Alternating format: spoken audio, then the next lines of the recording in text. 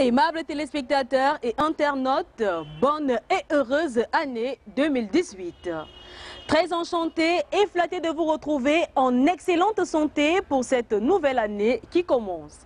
Pour cela qu'il la débute avec des soucis de santé, que l'Éternel des armées vous la restaure et vous accorde paix et joie. Lorsqu'on commence une nouvelle année, c'est l'occasion de dresser le bilan de l'année précédente. Mais lorsqu'on est à la tête d'une structure, programme qui œuvre en faveur de la jeunesse, c'est nécessaire de dire aux jeunes, voire de dresser le bilan des activités menées en leur faveur. Le mois de janvier pour cette émission est entièrement consacré à ceux-là qui veulent bien le faire. Pour cette 105e sortie et toute première pour l'année 2018 de cette émission, nous parlerons de bilan et activités menées en faveur des jeunes lors des fêtes de fin d'année.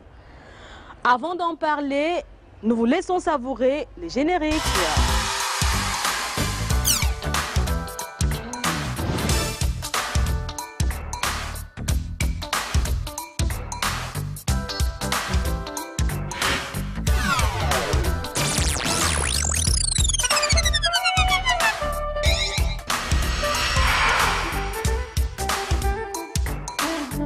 Les fêtes de fin d'année drainent une kyrielle d'activités. Tout le monde est en mouvement et c'est une véritable course à la montre. Des lieux de vente et de commerce se multiplient naturellement. Dans ce micmac d'affaires, deux jeunes filles ont décidé de tirer leur épingle des fêtes en organisant une mini-foire dénommée Femmes. Entendez, foire aux articles moins chers au carrefour Bastos.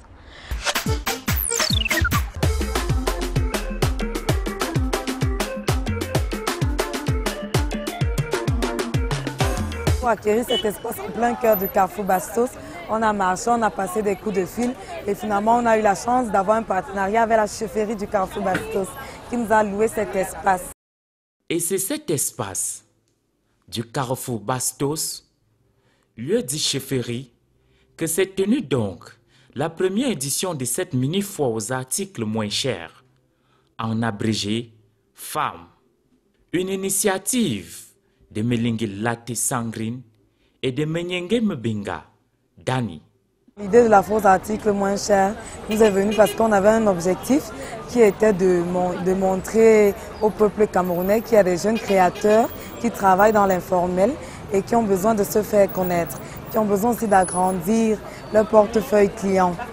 C'était ça en fait le but, et de vendre des articles de qualité à des prix vraiment bas.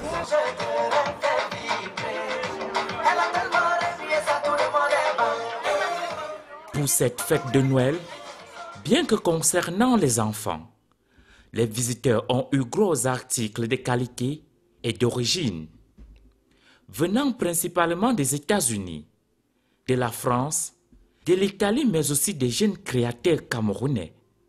Ici, vous pouvez retrouver des produits comme des articles, comme les sacs à main, des habits pour femmes, pour enfants, pour des grandes personnes comme des petites personnes, pour hommes et femmes, et voilà. Aussi des produits cosmétiques et des tissages, dont les greffes, un peu de tout.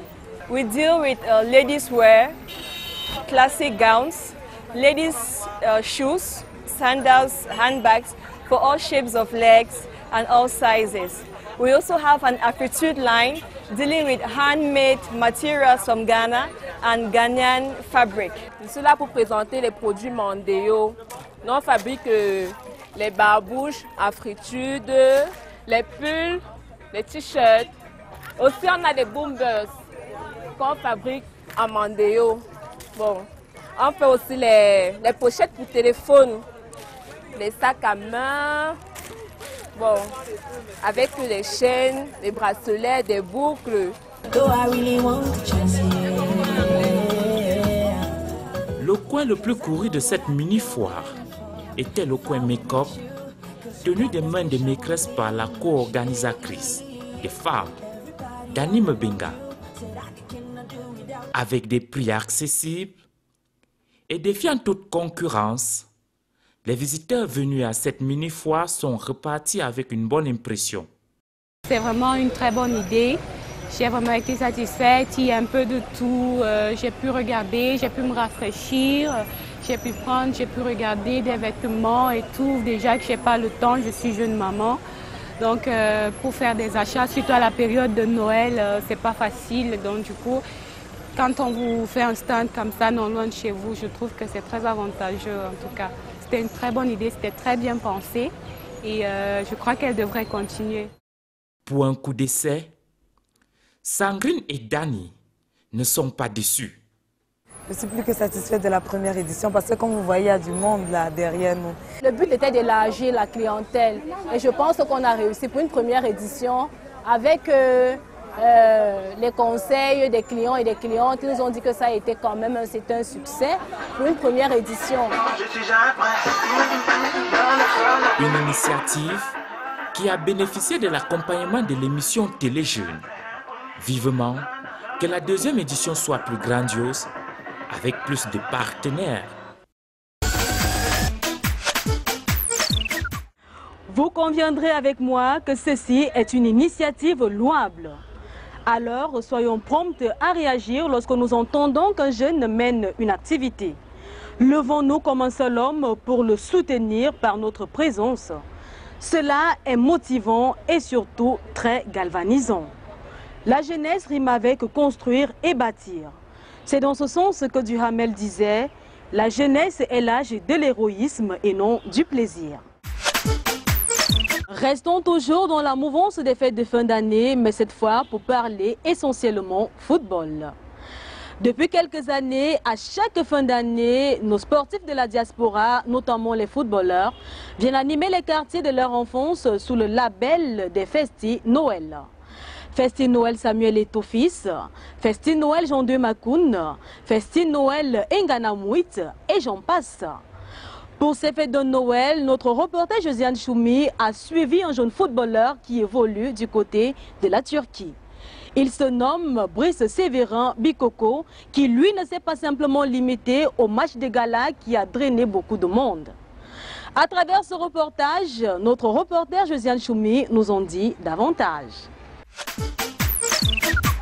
Parti du Cameroun pour la Turquie où il évolue, au Kartalspor, un club de deuxième division, Sévérin Brice Bikoko, ex-sociétaire du canon sportif de Yaoundé, n'a pas oublié d'où il vient. Goal position, Ibrahim Traoré, shoot, Kaleji, Geri Ateveben, Guzel.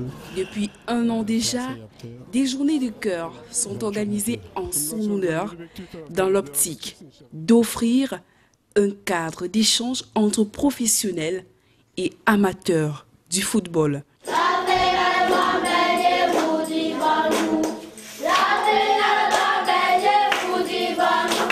Pour cette deuxième édition de la Bikoko Health Day, le premier temps fort était la remise des dons à l'orphelinat Le Bon Berger. Qui dit social dit penser aux plus démunis, penser à soutenir ceux qui sont dans les conditions difficiles.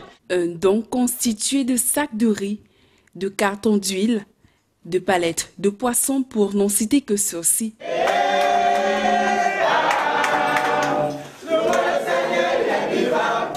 L'autre temps fort de ces journées de cœur était la conférence débat tenue sur le thème « Carrière du footballeur professionnel, risques et dangers du métier ».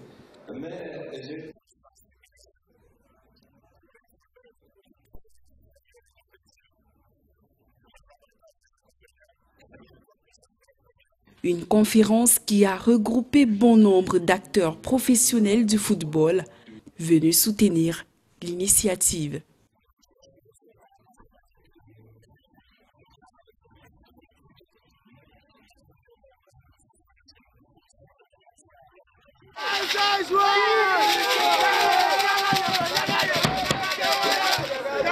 Le clou de cet événement, c'est ici, au stade de la prison centrale de Koudengue, à travers ce match de gala opposant professionnels et amateurs du football qui a drainé de nombreux supporters, des amis d'enfance des joueurs professionnels et des fan clubs qui ont apporté une autre coloration à cet événement.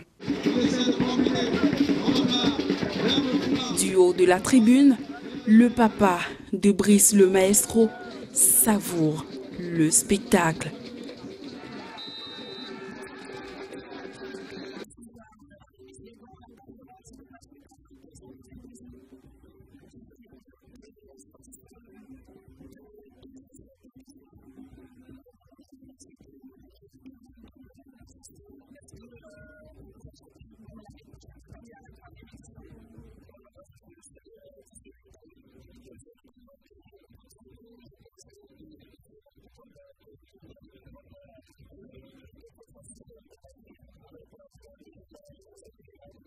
À la fin de cette messe footballistique, la satisfaction est partagée.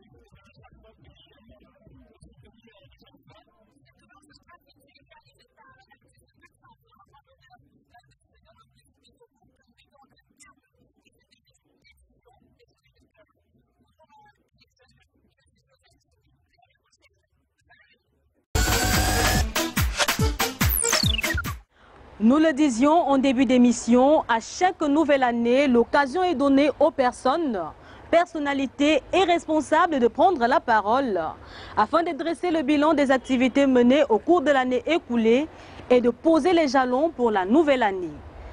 Pour cette année 2018, nous ouvrons le bal avec le capitaine retraité Bima Diba, qui est un formateur des jeunes en industrie d'habillement. Sans plus attendre, retrouvons Parfait Kokola. La mode était au centre de la culture camerounaise à Meublant d'hiver festival en 2017 au Cameroun. Au crépuscule donc de cette année en cours de finition, nous jetons notre dévolu dans un centre de formation professionnelle. Il s'agit de l'Institut de formation dans l'industrie de l'habillement avec le promoteur du centre bien sûr. Nous allons parler du bilan de l'année 2017 qui s'achève et puis des perspectives.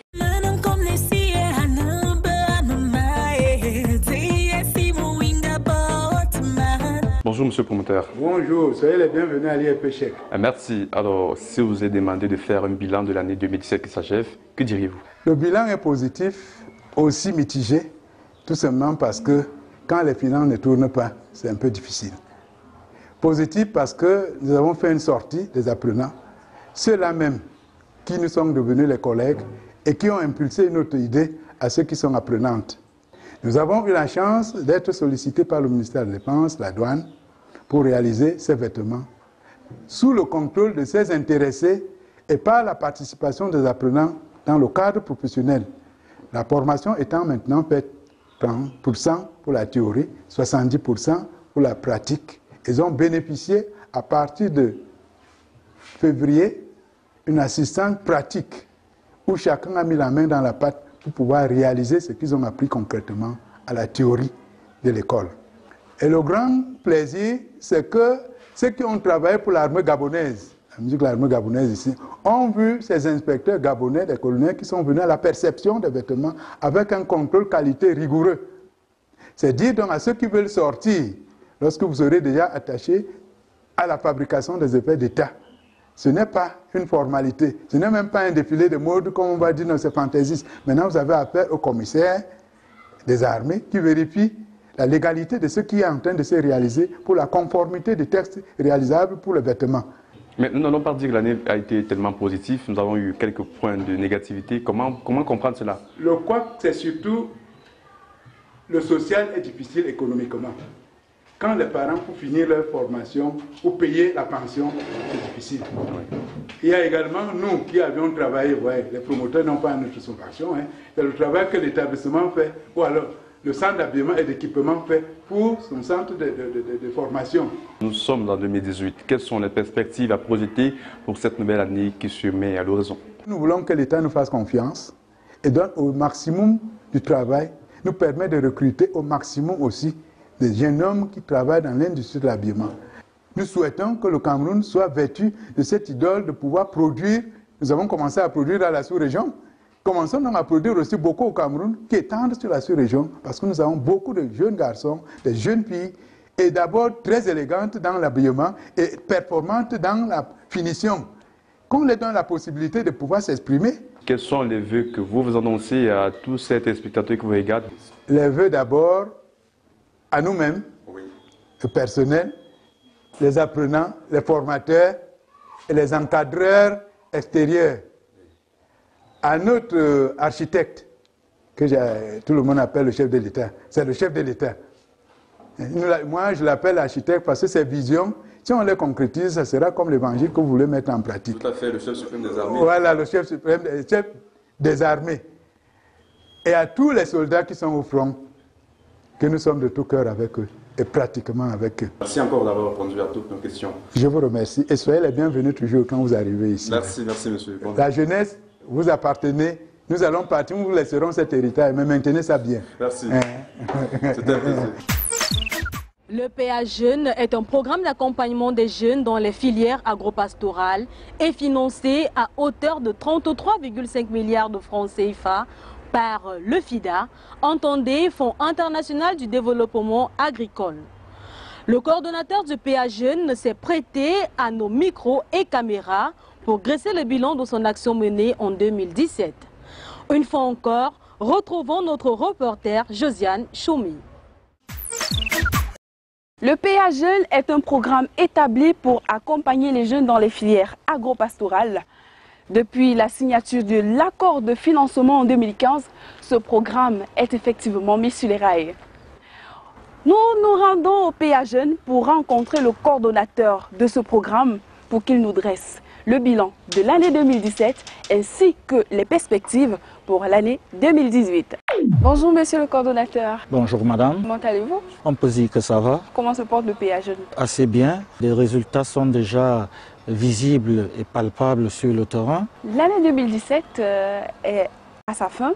Quel bilan pouvez-vous dresser de celle-ci?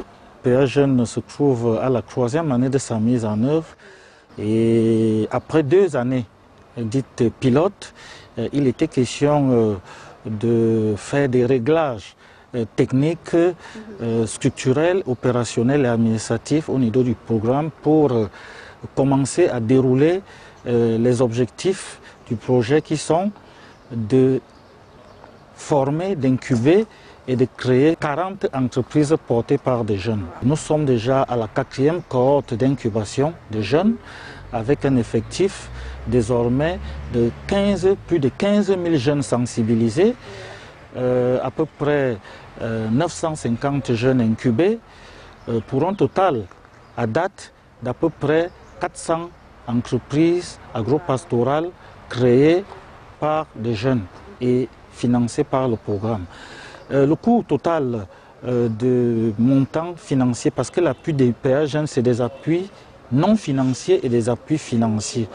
En termes d'appui financier, nous sommes à peu près, effectivement, à près de 450 millions mobilisés pour la création des entreprises des jeunes. Nous sommes environ à plus d'1 milliard de frais mobilisés en termes d'appui non financier pour les jeunes au terme de l'exercice 2017. Avec ce bref bilan de l'année 2017, on peut affirmer que les jeunes sont effectivement intéressés par le programme de PA Jeunes. Dans la réalité, la demande est supérieure à l'offre. La demande est supérieure à l'offre parce qu'il faut aller graduellement, de manière séquencée, dans le recrutement des entreprises parce qu'il ne s'agit pas de foncer, mais d'aller étape par étape, le souci étant de délivrer un service de qualité et de promouvoir des entreprises viables et pérennes sur le terrain. Avec une année assez remplie, comment projetez-vous le PA Jeunes en 2018? En 2018, il s'agit de s'arrimer désormais et de nous regarder en face par rapport à l'objectif de 5040 jeunes. Après 3 années, nous avons 950 jeunes. Ça veut dire qu'au cours de l'exercice 2018, le PA Jeunes se donne pour objectif d'incuber un minimum de 1500 jeunes et de créer un minimum de 1000 entreprises de jeunes dans le secteur agropastoral.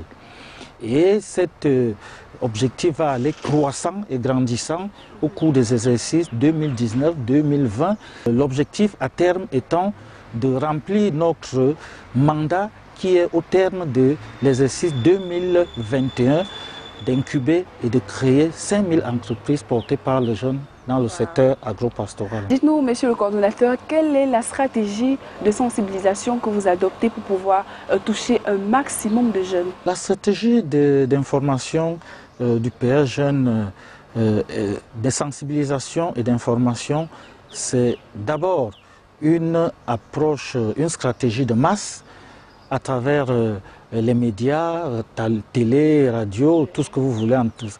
Mais il y a également l'essentiel de la stratégie est une stratégie de proximité.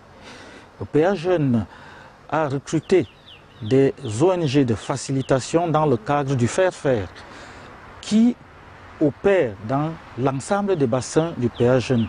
Ce sont des ONG, ce n'est pas le PA Jeunes qui les a créés, c'est des ONG qui sont déjà opérationnelles sur le terrain, qui existent depuis des années, et le PA Jeunes a identifié et sélectionné ces ONG sur une base compétitive, il faut le souligner, et a octroyé, a attribué un mandat spécifique à ces différents ONG de facilitation afin d'agresser la facilitation, la sensibilisation, l'information, le recrutement des jeunes au sein de chaque bassin de production. Monsieur le coordonnateur, quel message pouvez-vous adresser à ces jeunes-là qui désirent s'intéresser au métier de l'agropastoral ou un tout autre métier, pourquoi pas? Le seul message et l'unique message que je peux adresser à l'intention des jeunes, c'est que le secteur agropastoral reste le seul secteur, l'un des premiers secteurs à fort potentiel de croissance et de création d'emplois au Cameroun. Et nous n'allons pas inventer quoi que ce soit ici. D'ailleurs, le chef de l'État l'a bien mentionné et il a identifié dans le cadre de la création des entreprises des jeunes, 3 axes. Il y a le secteur agropastoral, il y a les technologies et il y a l'industrialisation. Nous invitons les jeunes qui sont encore dubitatifs, nous leur confirmons qu'à travers le secteur agropastoral, il est très possible de créer des entreprises et d'être indépendant et surtout de se faire de l'argent. Bonne année en passant. Merci également. Alors nous vous donnons l'occasion également de souhaiter bonne année à tous ces téléspectateurs-là qui nous regardent actuellement à travers l'émission Télé Jeunes. J'adresse mes voeux et les souhaits de nouvelle année d'abord à l'ensemble du Cameroun, mais particulièrement aux jeunes du Cameroun pour qui nous travaillons. Chers jeunes, je vous souhaite bonne année 2018. Eh bien, par ma voix, les jeunes téléspectateurs qui nous regardent actuellement vous disent merci. Et je profite aussi par la même occasion pour vous souhaiter une très belle et heureuse année 2018. À vous-même, merci. Eh bien, chers téléspectateurs, moi aussi j'ai le droit de souhaiter une très belle et heureuse année au chef de l'État camerounais, à la première dame et sans oublier le directeur général de la CRTV qui nous regarde actuellement. Depuis le PA Jeunes, je suis Josiane Choumi. Bonne et heureuse année à tout le monde et à vous toute ma famille qui nous regarde actuellement. Bye bye. Merci beaucoup à vous, monsieur le coordonnateur, pour ce bilan. Le gouvernement est à pied d'œuvre pour l'employabilité de la jeunesse. Et les métiers agropastoraux, un vivier d'emploi pour les jeunes. Pour preuve, on dit souvent, seule la terre ne trompe pas. Lors de notre prochaine émission, vous aurez un autre son de cloche, mais cette fois avec le directeur général de l'Agence de promotion des petites et moyennes entreprises. Chers téléspectateurs, c'est ici que s'éteignent les projecteurs de ce tout premier numéro Téléj pour le compte de l'année 2018. Vous êtes de plus en plus nombreux à nous encourager, à nous suivre et surtout à visionner ce programme Pour cela, nous vous disons merci et votre fidélité nous honore. N'hésitez donc pas à nous laisser vos impressions sur notre page Facebook, à visionner notre chaîne YouTube et à consulter notre page Twitter pour plus d'informations sur TeleJ. Un clin d'œil également à notre partenaire, l'Institut de beauté mixte Fashion Air Force, situé à la Montée École de Police en venant de l'échangeur, qui à chacune de mes présentations me rend magnifiquement belle. Tout en vous quittant donc, nous vous laissons ce proverbe africain à méditer. Le bonheur ne s'acquiert pas, il ne réside pas dans les apparences. Chacun de nous le construit à chaque instant de sa vie à travers son cœur. À bon entendeur, que l'Éternel des armées vous protège, qu'il vous comble de ses grâces en cette nouvelle année 2018. Rendez-vous au 106e numéro TeleJ. D'ici là, portez-vous bien. Ciao, ciao, ciao.